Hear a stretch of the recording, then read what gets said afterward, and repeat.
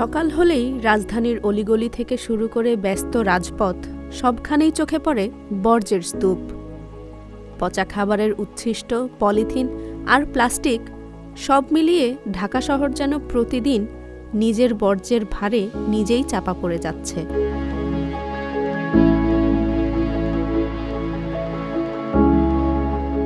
বিশ্বব্যাংক ২০২৫ সালের তথ্য অনুযায়ী ঢাকা শহরে প্রতিদিন উৎপন্ন হচ্ছে প্রায় ৭,০০০ টন কঠিন বর্জ্য।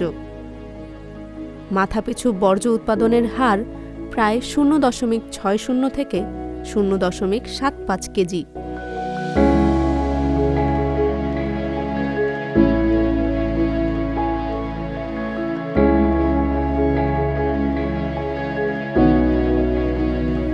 এই বর্জ্যের বড় একটা অংশই প্লাস্টিক।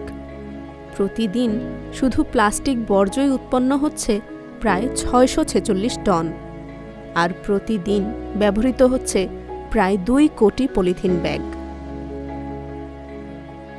এই বর্জ্য কোথায় যাচ্ছে? নদী, নালা, খাল আর ল্যান্ডফিলে জমা হয়ে ধীরে ধীরে ক্ষত তৈরি করছে আমাদের পরিবেশে। কিন্তু প্রশ্ন হলো, এই বর্জ্য কি কেবলই সমস্যা, নাকি এখান থেকেই আসতে পারে সমাধান?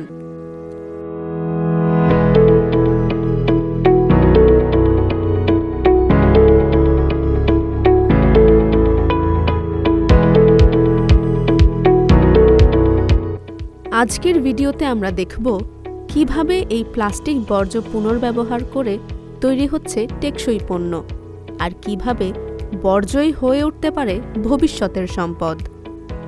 বর্জ্য আলাদা করা থেকেই শুরু হয় এই পরিবর্তন।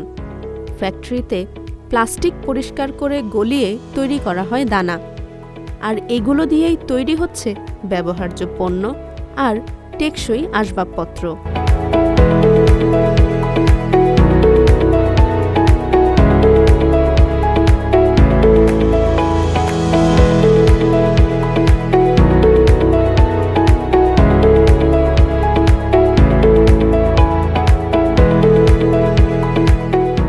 নতুন প্লাস্টিক তৈরির তুলনায় এতে কম শক্তি লাগে, কার্বন নিঃসরণও কম হয়, আর গড়ে ওঠে এক বৃত্তাকার অর্থনীতি, যেখানে বর্জ্য শেষ নয়, বরং নতুনের শুরু।